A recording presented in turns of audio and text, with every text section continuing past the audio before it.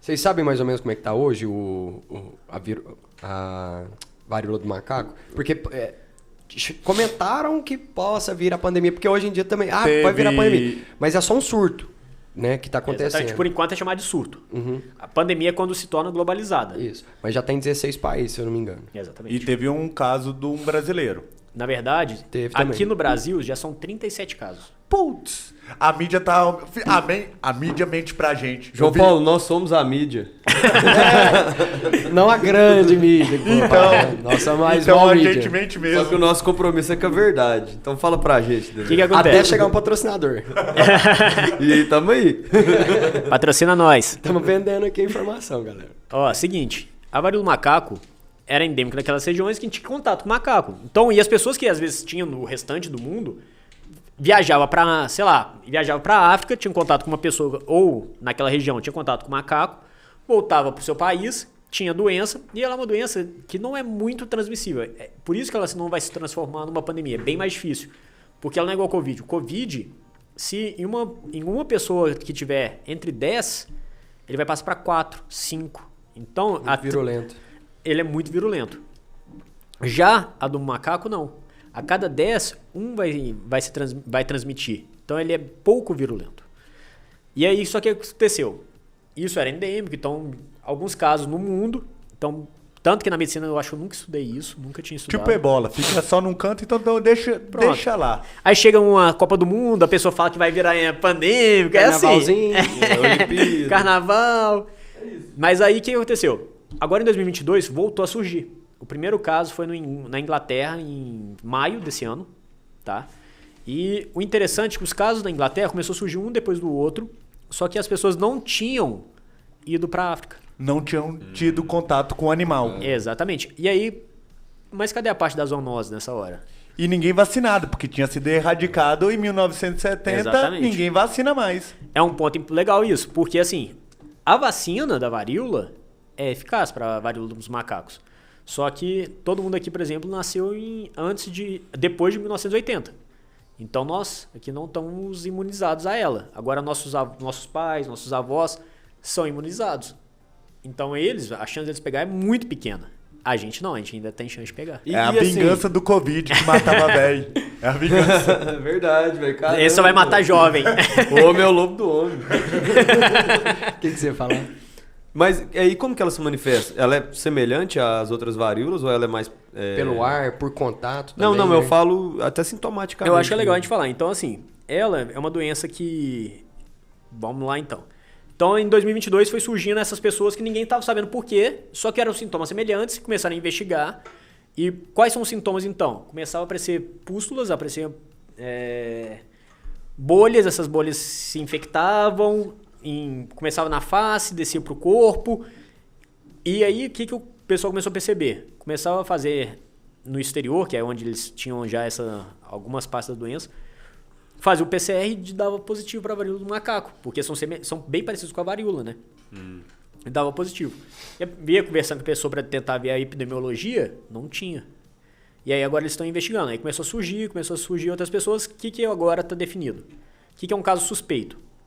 Vamos falar aqui no Brasil, por exemplo. Uma pessoa que aparecer pústulas, ou seja, bolhas, manchas em mãos, rosto, corpo, até genitais, tá? Que é bem parecido até com a sífilis aí, que é uma doença que muita gente aqui deve conhecer. Então, acontece, tá? É bem comum isso aí. Essa aí é pandêmica. Essa eu acho que já é endêmica, viu? Aqui no Brasil. Mas aí, cara, essas pessoas não tinham esse contato e estavam com essas pústulas. Eles começaram a definir que caso suspeito pústulas que em pessoas do nada surgiram sem definição prévia. Sem então, histórico também. Por que você vai ter pústula? Por que vai aparecer uma bolha em você? Não tem porquê.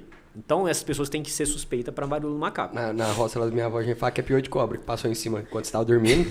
Daqui 3 dias vai Tem melhorar. cobreiro também. Cobreiro. Cobreiro bravo. E as lagartixas Mas aí, passando. se não melhorar em 3 dias, aí vamos lá. Aí é caso benzedeiro. suspeito. E aí, assim, essas pessoas ficam em isolamento 21 dias, que é o tempo de incubação da doença, faz os PCR, né, faz os testes para poder definir. Os sintomas são clássicos. É síndrome gripal, vai ter febre, vai ter dor no corpo, dor nas juntas. Além das pústulas, tem a síndrome gripal clássica. Tem. Então, assim, você vai ter febre, dor na junta, dor no corpo, fraqueza. Bem típico, assim, de geral mesmo. De virose. Pra quem não sabe o que é síndrome gripal, é virose. E aí... Atestado de 4 dias. 5. Pra quem é CLT, aí fica a dica. E aí teve esse surto, então, em 2022, depois de 40 anos sem.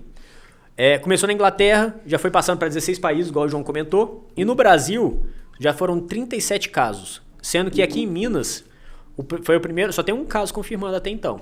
Teve uma morte, não sei se vocês lembram, que saiu no jornal, né? Falando que teve uma morte... Descartou que seja por varíola do macaco, tá? Então, a gente só tem um caso confirmado, ninguém morreu e tem 3 suspeitos.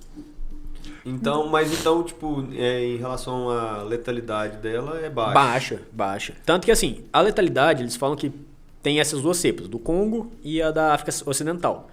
A do Congo, ela é mais mortal do que a do Congo. A patogenicidade dela é mais alta. Ela é mais patogênica.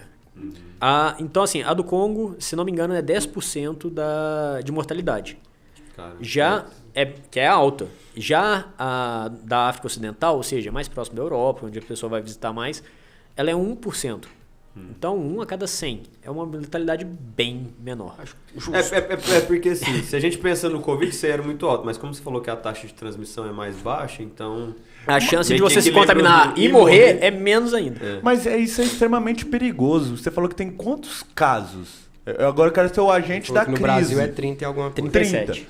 Não tem esse tanto de gente que foi pra África, cara. Exatamente. Na verdade, nenhum caso tá tendo. Na verdade... Então, esse é o ponto. Então tá tendo transmissão de humano para humano ou... Exatamente. Ou tem algum estudo que tem esse vírus aqui nos macacos daqui?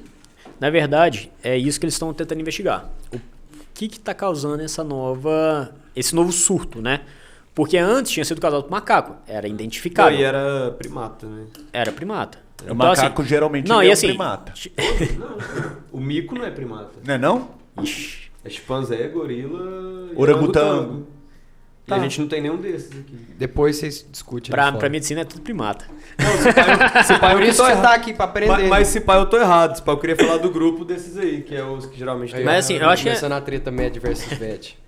Vocês vão ver. Senta e aprende que é primata. Não é tudo. Chimpanzé é Eu tô primata? procurando no Google aqui. Chimpanzé é primata? Ele diz que é. Tá bom, então... Ele trabalha no zoológico. Mas então, é isso que tá mudando. Então tá deixando de ser. É igual o Covid, é igual o HIV. Eu confundi. É símio. Isso. Então eu tô certo, você tá errado. Tanto que eu fui procurar porque eu sabia não, que então, eu podia estar errado. Então você eu tô errado, você me desculpa. Corta aí, por favor, editor. Mas então, assim, igual o Covid, igual o HIV, começaram uma zoonose, se transformaram numa doença humana. Então, assim, eles deixam de ser uma zoonose e passam a ser contato humano para humano. Ele deixa de ter aquele hospedeiro intermediário e passa a ser o definitivo, e o próprio humano passa a ser intermediário e definitivo. Então é isso que pode estar acontecendo com ela. Ela pode estar se transformando... O ciclo completo nela. Pois é, Daniel. Assim, a gente fala de zoonose, a gente sempre pensa em doenças que a gente pega de animal. Mas essa parte... Eu acho que o João Paulo trouxe esse dado, que 60% das doenças são enraizadas de animais. Não, doenças infecciosas. São de origem animal. De origem animal. Mas chega um ponto que o animal já não envolve mais. Exatamente. É transmissão de homem para homem. Aí é a parte que aí fica complicado. Então. Porque cidade tem densidade populacional alta.